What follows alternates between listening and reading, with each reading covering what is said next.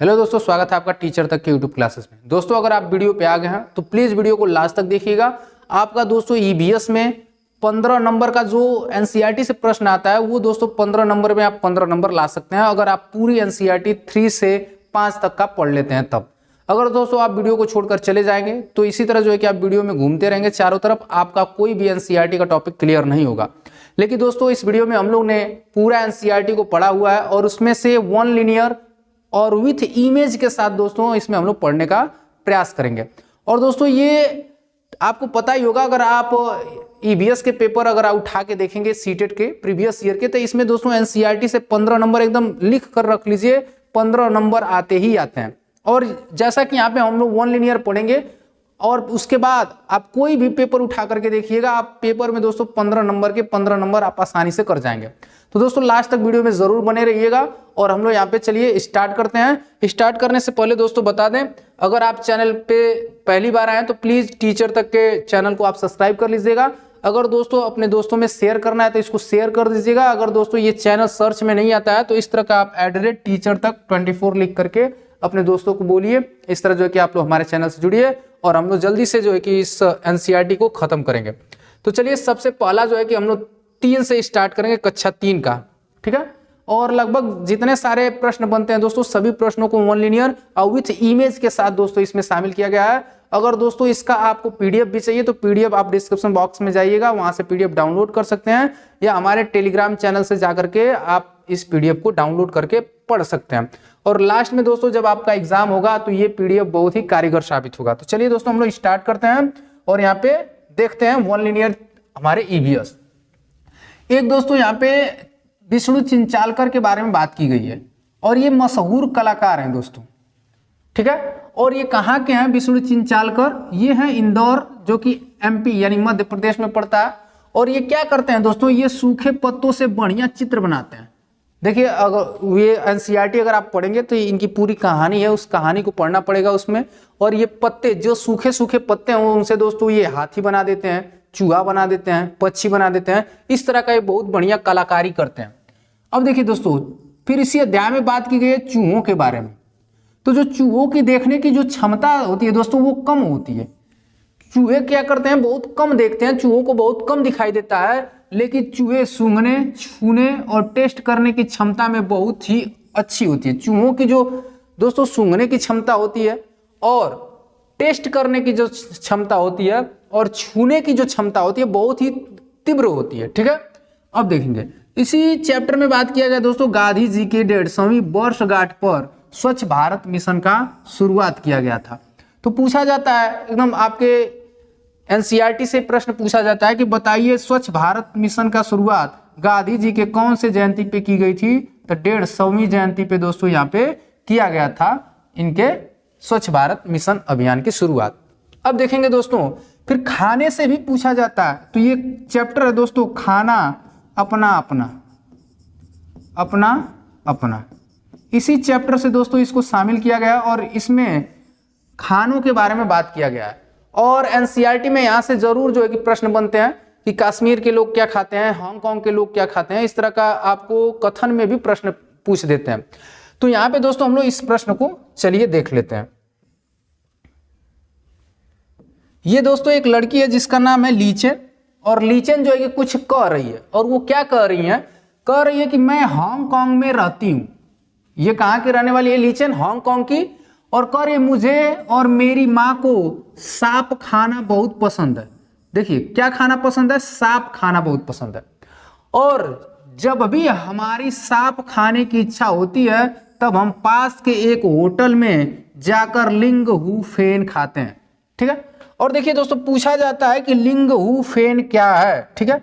साफ साफ आपके एग्जाम में पूछ देगा लिंग हु फेन क्या है। तो ये दोस्तों सर्प की या सांप की एक प्रकार की डिश है, ठीक है।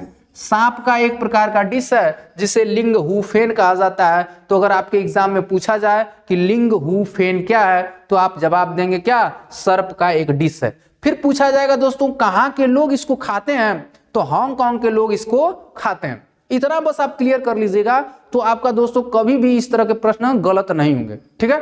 तो चलिए एकदम जोश के साथ हम लोग चलते हैं दोस्तों। अगला जो है कि प्रश्न यहाँ पे देखते हैं और अगला फैक्ट देखते हैं। देखिए एक और लड़की आ गई, ये है जूनी, ठीक है।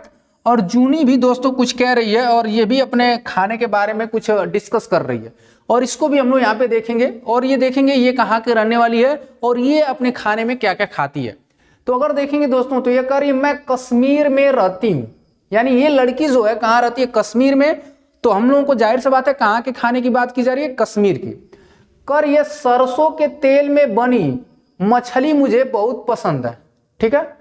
एक बार हम गोवा गए थे, वहां हमने मछली खाई पर स्वाद बहुत ही अलग था। ध्यान से देखेंगे दोस्तों, यहाँ पे दो प्रश्न है। माँ ने कहा अरे यह तो नारियल के तेल में बनी समुंदर की मछली है, स्वाद तो अलग होगा ही। तो देखिए दोस्तों यहाँ पे दो प्रश्न बन रहे हैं। अगर पूछा जाए कि सरसों के तेल में बनी मछली कहाँ के लोग खाते हैं, तो हम लोग सीधा जवाब देंगे जम्मू कश्मीर, क्योंकि जूनी बोल रही है कि मैं कश्मीर में रहती हूँ, हमारे यहाँ सरसों के तेल में बनी मछली खाया जाता है। लेकिन एक बार हम लोग गोवा गए थे घूमने और गोवा में हमने समुद्र की मछली को नारियल के तेल में बना हुआ खाया था। तो आप लोग ध्यान रखेंगे दोस्तों, अगर पूछा जाए नारियल के तेल में बनी मछली, नारियल के तेल में बनी मछली कहाँ के लोग खाते हैं दोस्तों, तो ये आंसर हो जाएगा आपका गोवा, ठीक है। तो यहां से दो प्रश्न बनते हैं, एक कश्मीर से और एक गोवा से, तो याद रखेंगे दोनों को। और एक नीचे और प्रश्न बना हुआ है दोस्तों, जैसा कि यहाँ पे देख सकते हैं, पूछ रहा है, कह रहा है नागपुर के लोग दाल में चीनी डालते हैं।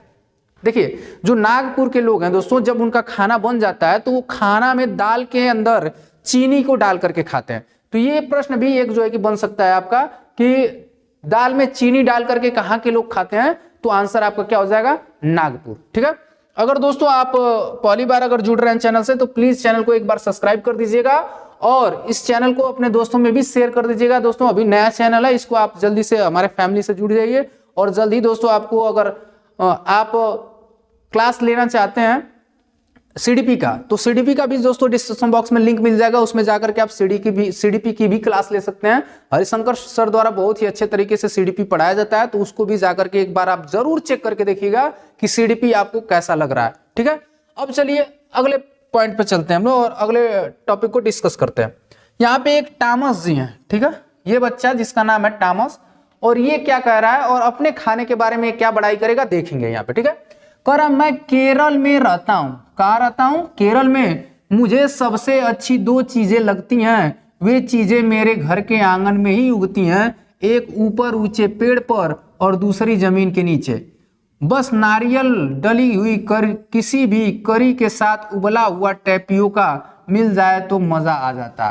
तो देखिए ये केरल के खाने की बात की जा रही है दोस्तों, और ये लड़का कह रहा है कि हमें दो ही चीज अच्छी लगती है और वो दोनों चीजें जो है कि मेरे घर में ही मिल जाती हैं।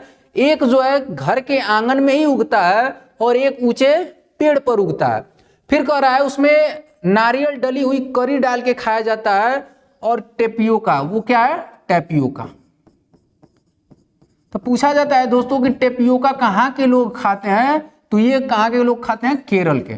बस इतना आप याद रखेंगे, टेपियोका को नारियल की चटनी में बना करके खाया जाता है, और वो कहाँ के लोग खाते हैं, केरल के। और वो जब वो खाते हैं तो वो दो चीजों को ज्यादा पसंद करते हैं, जो कि उनके आंगन में ही और एक वो ऊंचे पेड़ पर जो है कि फलता है, और वो टेपियोका के साथ नारियल की चटनी मिला करके खाते हैं, ठीक है। अब आगे चलते हैं और अगला टॉपिक देखते हैं। अब देखेंगे दोस्तों डांस के बारे में यहाँ बात किया गया है कि डांस में हाथ और चेहरे के जरिए भावनाएं दिखाई जाती हैं, जिन्हें मुद्रा और भाव कहते हैं।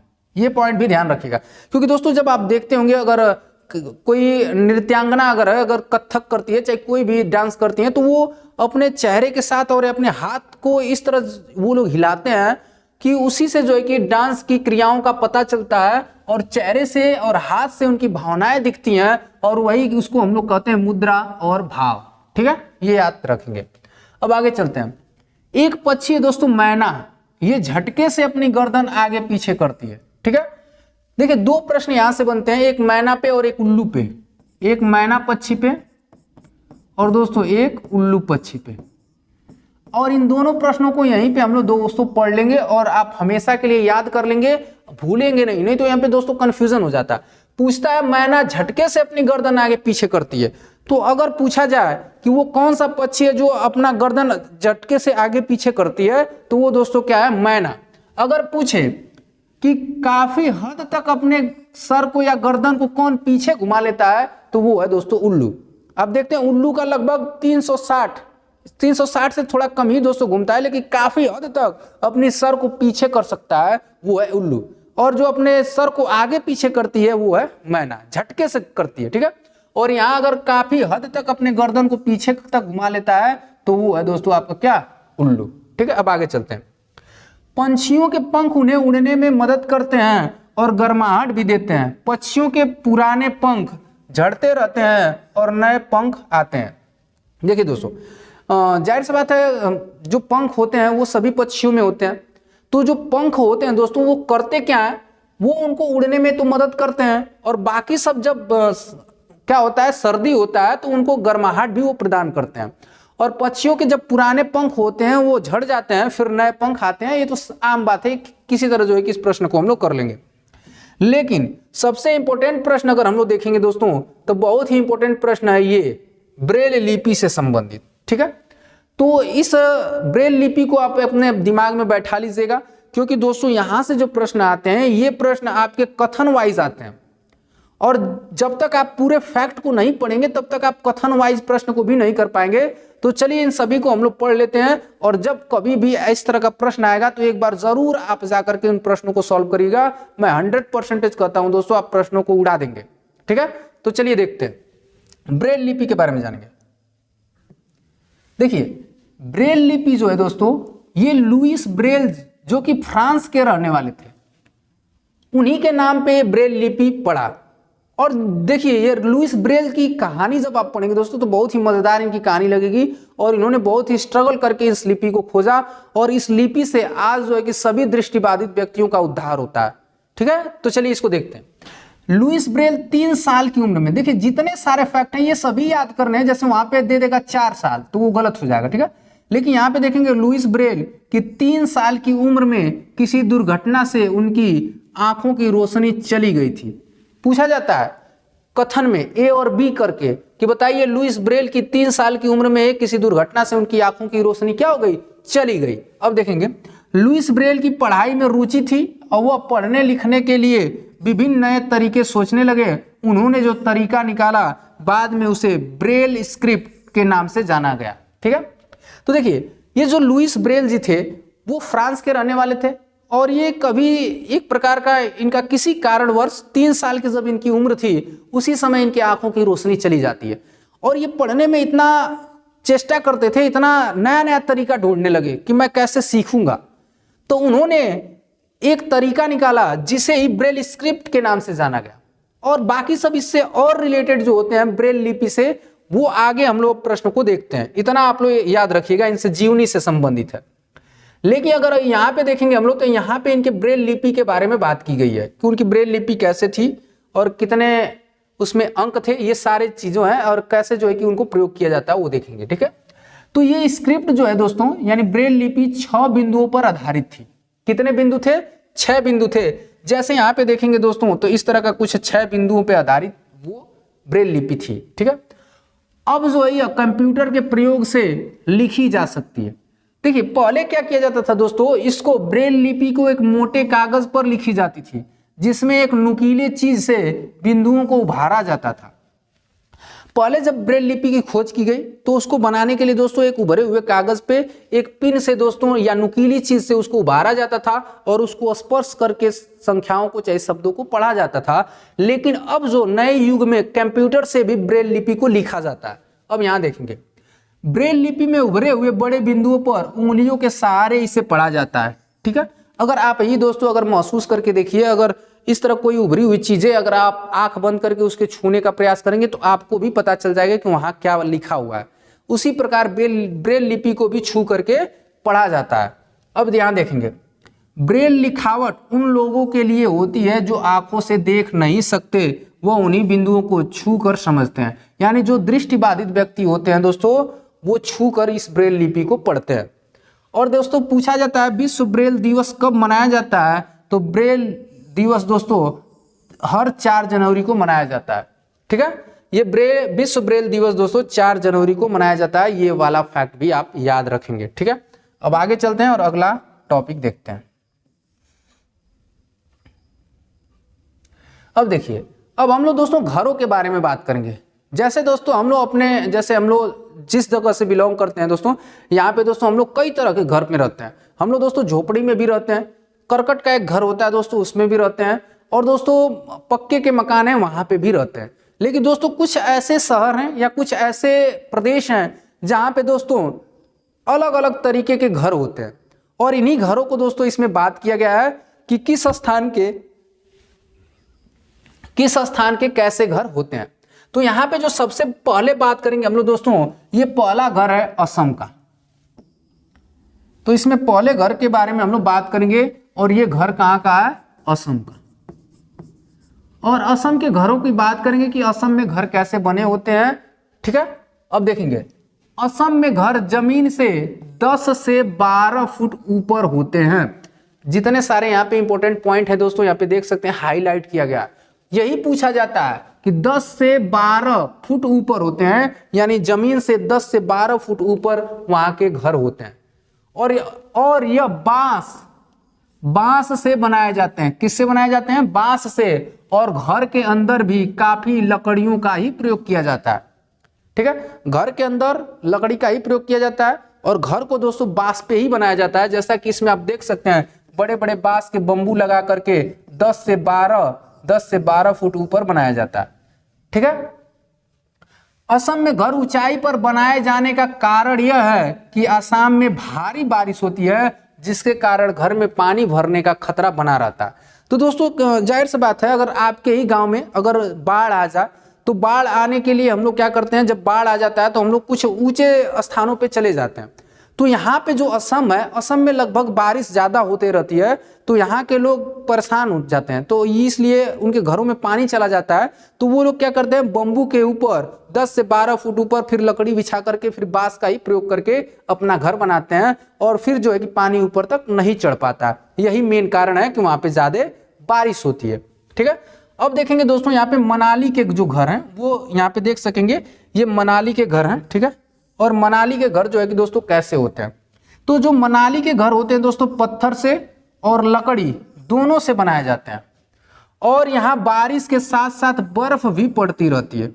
जाहिर सा दोस्तों जो मनाली है दोस्तों, मनाली में बर्फ भी पड़ता है, और यहाँ पे क्या होता है, बारिश भी होती है, और पत्थर और लकड़ी के घर यहाँ के बनाए जाते हैं, और इनकी छत लगभग इस तरह प्लेन या ढलवा होती है। ठीक है, ये भी बात आप ध्यान रखेंगे।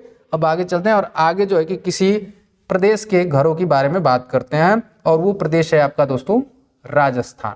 ठीक है, अगर दोस्तों आप राजस्थान घूमने जाएंगे तो आपको इस तरह के घर जो है कि ज्यादा देखने को मिलेंगे, और कहीं कहीं दोस्तों पक्के के भी घर मिलते हैं, पत्थर के बने घर भी वहां पे मिलते हैं। तो यहाँ पे देखेंगे दोस्तों, तो ये राजस्थान के घरों की विशेषता के बारे में बात किया गया है, और यहाँ पे देख सकते हैं एक प्रकार की झोपड़ी है, और ये आपका घर बना हुआ है।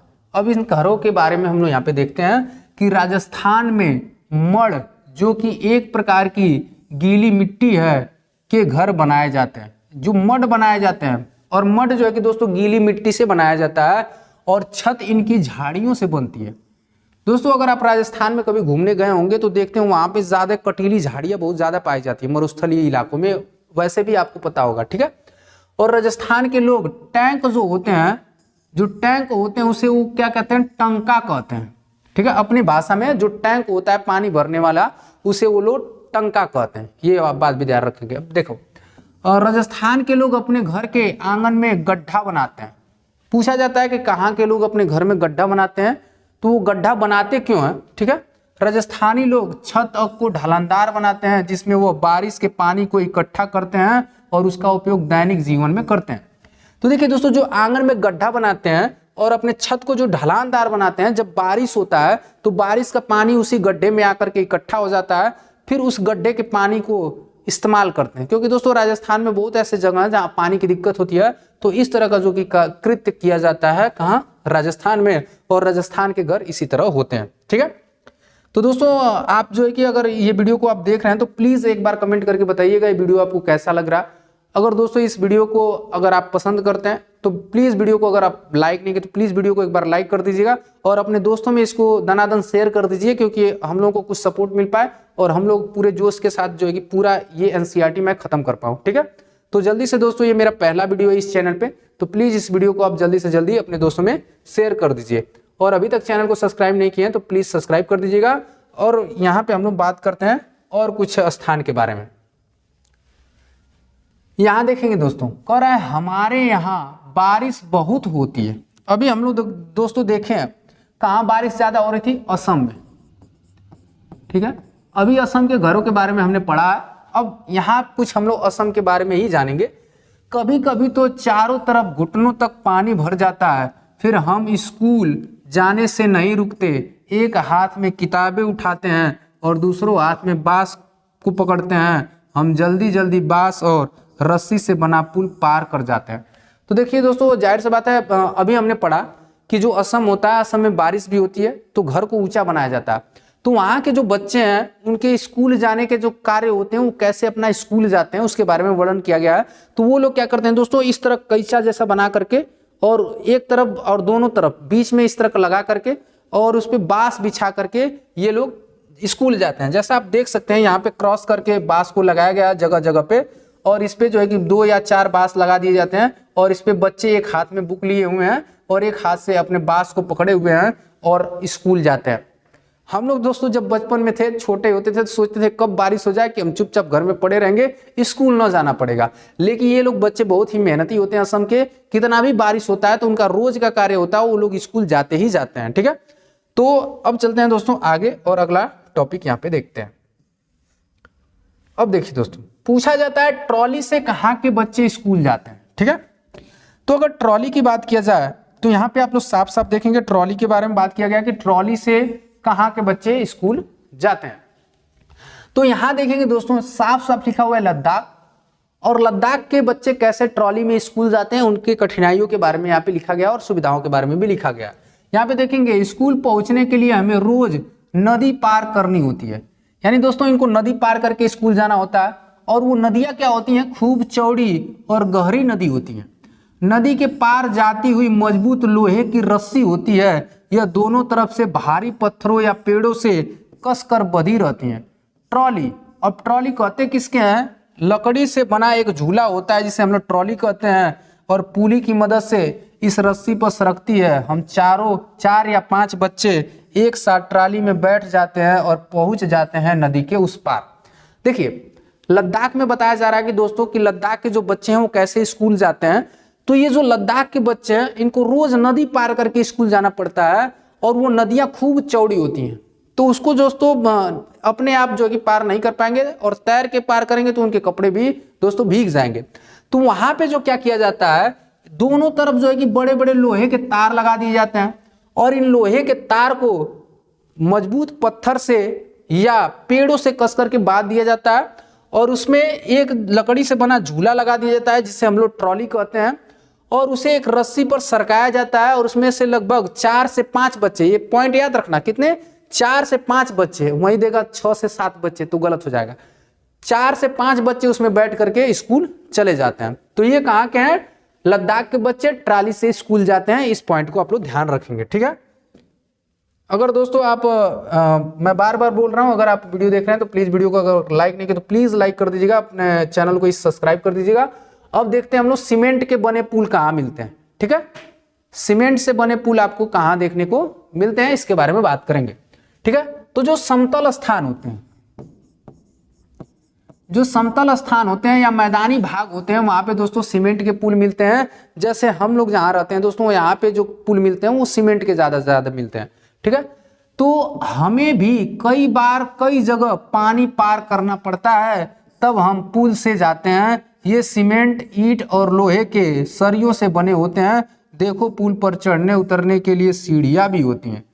ठीक है, तो देखिए दोस्तों, अगर पुल जो बनाया जाता है, जाहिर सी बात है पुल को बनाने के लिए सीमेंट का इस्तेमाल किया जाता है, ईंट का इस्तेमाल किया जाता है, लोहे का इस्तेमाल किया जाता है और बालू का इस्तेमाल किया जाता है, और इन चीजों से मिला करके एक पुल बनाया जाता है। और ये पुल को पार करके हम लोग क्या करते हैं, स्कूल जाते हैं, और यहाँ पुलों पे चढ़ने के लिए सीढ़ियां भी बनाई जाती हैं।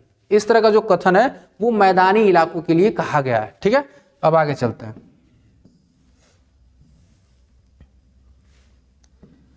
अब देखिए दोस्तों, कुछ लोग जो होते हैं वो नाव से भी स्कूल जाते हैं। कुछ बच्चे, कुछ स्टेट के ऐसे बच्चे हैं जो नाव से स्कूल जाते हैं, और वो कहाँ के हैं दोस्तों?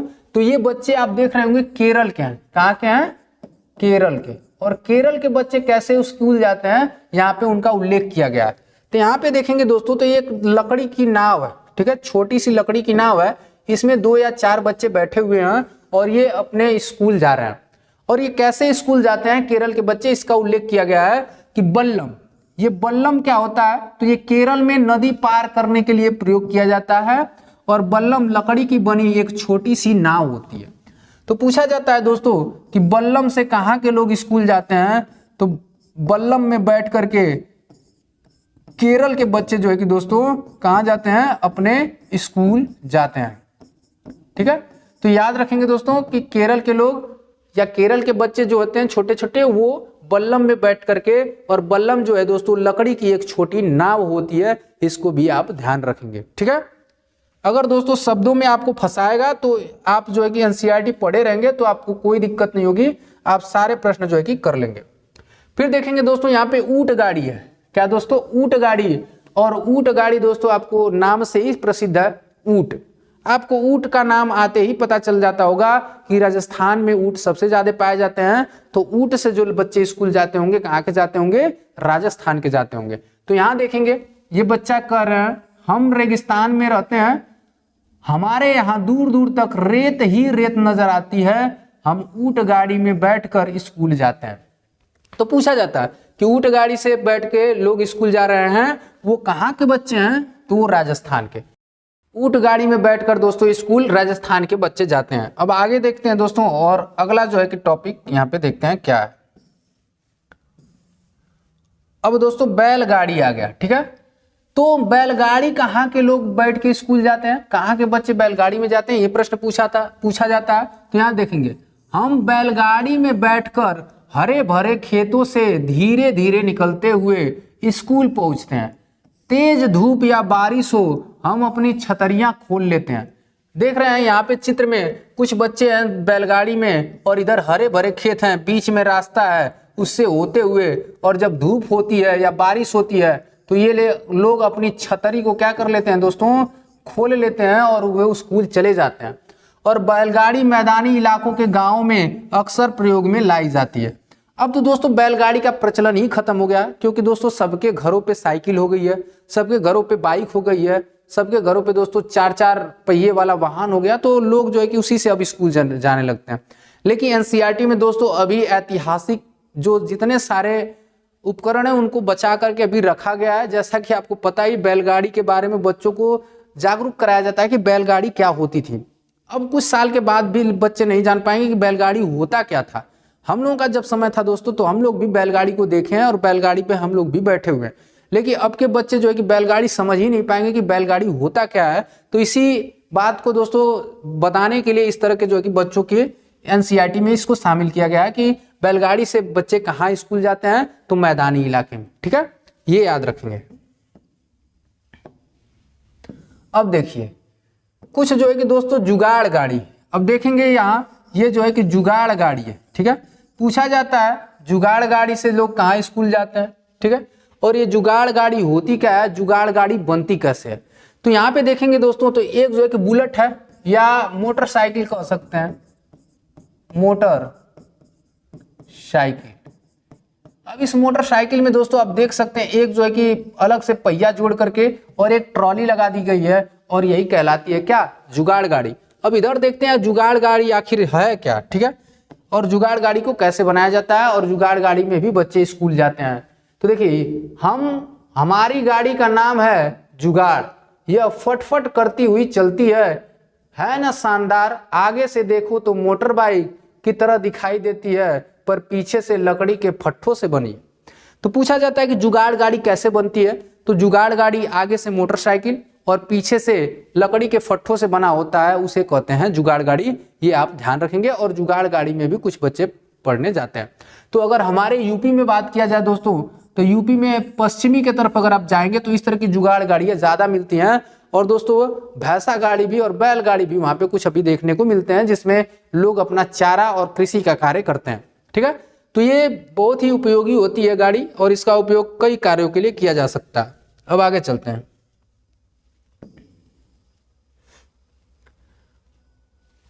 अब अगला पॉइंट देखते हैं दोस्तों।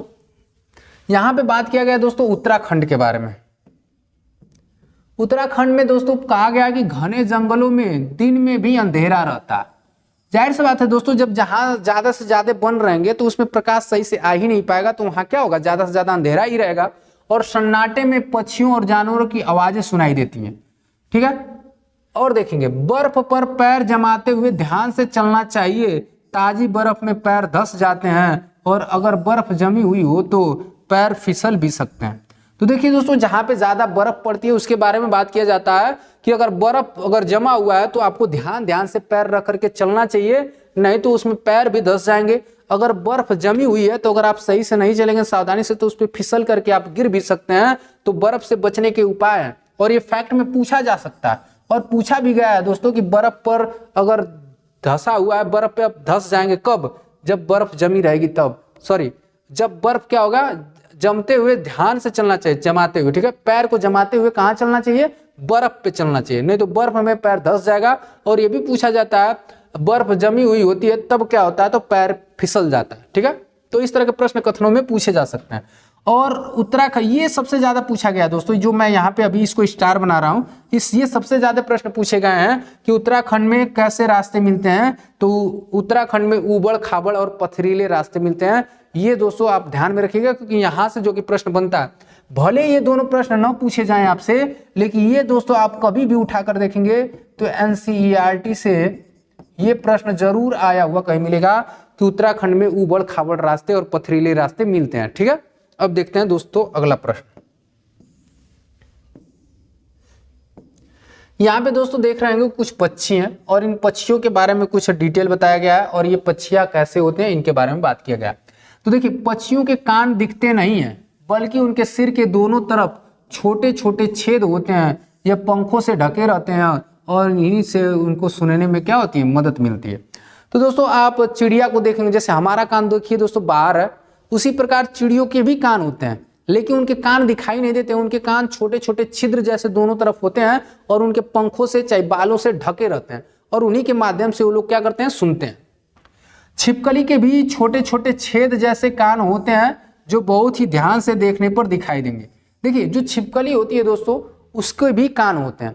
तो इस तरह तो जाहिर सी बात है, बड़ा कान नहीं है तो दिखेगा नहीं, तो उसको देखने के लिए आपको नजदीक से देखना पड़ेगा और देखने का प्रयास भी नहीं करिएगा, क्योंकि छिपकली दोस्तों खतरनाक होती है, काट भी सकती है। तो उसके भी छोटे छोटे छेद वाले कान होते हैं छिपकली के भी। मगरमच्छ के भी छोटे छोटे छेद जैसे कान होते हैं, लेकिन आसानी से दिखाई नहीं देते। अब देखिए दोस्तों, ये जो मगरमच्छ है, मगरमच्छ के भी बाहरी कान नहीं होते हैं, लेकिन यहाँ पे इसको कान छोटे छोटे होते हैं, दिखाई नहीं देते हैं, लेकिन उनके कान होते हैं और उनसे वो भी सुनते हैं, लेकिन उसको आप आसानी से नहीं देख सकते। अगर मगरमच्छ का कान देखना है तो जाइएगा जहाँ मगरमच्छ पाले गए हैं वहाँ पे जाइएगा, आसानी से उसको देख लीजिएगा। लेकिन दोस्तों देखने का प्रयास मत करिएगा, क्योंकि जो मगरमच्छ होते हैं एक ही बार में चबा जाएंगे। ठीक है, तो बस इतना जानिए कि मगरमच्छ जो है उनके कान छोटे छोटे होते हैं। अब देखिए, अगर दोस्तों मैं बात करूं कि अगर कोई शेर है, ठीक है, या कोई बिल्ली है, अगर इनके ऊपर के खाल को या बाल को हटा दिया जाए तो बताइए दोस्तों आप उसको पहचान पाएंगे कि वो कुत्ता है कि शेर है? उसमें आप पहचान ही नहीं पाएंगे। तो उसी के बारे में इस जो एक टॉपिक में बात किया गया है कि जानवर के जो होते हैं दोस्तों खाल पर जो डिजाइन उसके शरीर पर जो बाल होते हैं उसी के कारण होता है। जैसे अगर यहाँ पे देखेंगे शेर, ये शेर का आप चित्र देख रहे हैं, ठीक है, लेकिन इनके शेर की जो पहचान होती है, इनके जो शरीर पे बाल होते हैं और बाल पे जो डिजाइन होती है दोस्तों, उन्हीं से इनकी पहचान होती है। और जिन जानवरों के कान बाहर दिखाई देते हैं उनके शरीर पर बाल होते हैं, ये भी ध्यान रखेंगे। देखिए, शेर के कान दोस्तों बाहर दिखाई देते हैं, इसलिए उसके शरीर पे बाल पाए जाते हैं। घोड़े के भी बाहरी कान होते हैं, इस पे बाल पाए जाते हैं। और दोस्तों यहाँ देखेंगे जितने सारे पशु हैं, खरगोश के भी बाहरी कान होते हैं, इसके शरीर पे बाल होते हैं। ये और वे क्या करते हैं, बच्चे देते हैं, ये भी फैक्ट याद रखेंगे। जिनके बाहर कान दिखाई देते हैं और उनके शरीर पर बाल होते हैं वे बच्चे देते हैं, ये फैक्ट पूछा जाता है। और जिन जानवरों के कान बाहर नहीं दिखाई देते वे अंडे देते हैं। जैसे दोस्तों अभी हमने देखा कि छिपकली के क्या होते हैं, छिपकली के छोटे छोटे 2 छिद्र वाले कान होते हैं, ठीक है। और ये छिपकली इनके कान बाहर नहीं दिखाई देते हैं, बाहर नहीं दिखाई देते हैं, इसलिए क्या देते हैं दोस्तों, ये अंडे देते हैं, ठीक है। तो ये बात ध्यान रखेंगे, जिनके कान बाहर दिखाई देते हैं, शरीर पे बाल होते हैं, वो जानवर बच्चे देते हैं, और जिनके कान नहीं दिखाई देते हैं वे क्या करते हैं, अंडे देते हैं। ये टॉपिक है, इसको याद रखिएगा, नहीं तो दोस्तों आपको कभी भी प्रश्न आ जाएगा तो परेशानी हो सकती है। और मोस्ट इंपॉर्टेंट, ठीक है, मोस्ट इंपॉर्टेंट प्रश्न जो है दोस्तों, यहां से 100% प्रश्न बनते हैं। कोई भी प्रीवियस ईयर का आप एग्जाम उठा करके देख लीजिए, उन सभी प्रीवियस ईयर के एग्जामों में हाथी से प्रश्न जरूर बनते हैं, ठीक है। तो हाथी के नाम पे दोस्तों, इस हाथी के चैप्टर को अब जो है कि एक आध टॉपिक और है जो है कि आपका आज का वीडियो खत्म हो जाएगा। तो अगर मैं बता दूं दोस्तों, अभी तक चैनल को सब्सक्राइब नहीं किया तो प्लीज एक बार सब्सक्राइब कर दीजिएगा, वीडियो को लाइक कर दीजिएगा। चलिए हाथी के बारे में जानते हैं, और हाथी से खूब प्रश्न जो है कि घुमा घुमा करके कथनों में पूछा जाता है। तो चलिए देखते हैं। क्या तुम जानते हो एक बड़ा हाथी एक दिन में 100 किलोग्राम से ज्यादा पत्ते और झाड़ियां खा लेता है, ठीक है। देखिए दोस्तों, जो हाथी होता है, और वो कैसा हाथी, बड़ा हाथी, और बड़ा हाथी एक दिन में 100 किलोग्राम से ज्यादा पत्ता और झाड़ी क्या कर जाएगा, खा जाएगा, चट कर जाएगा।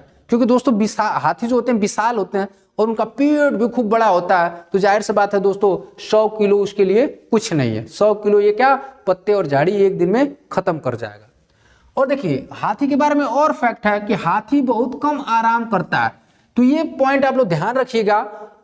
पूछता कैसे है, मैं एक बार प्रश्न बता देता हूं।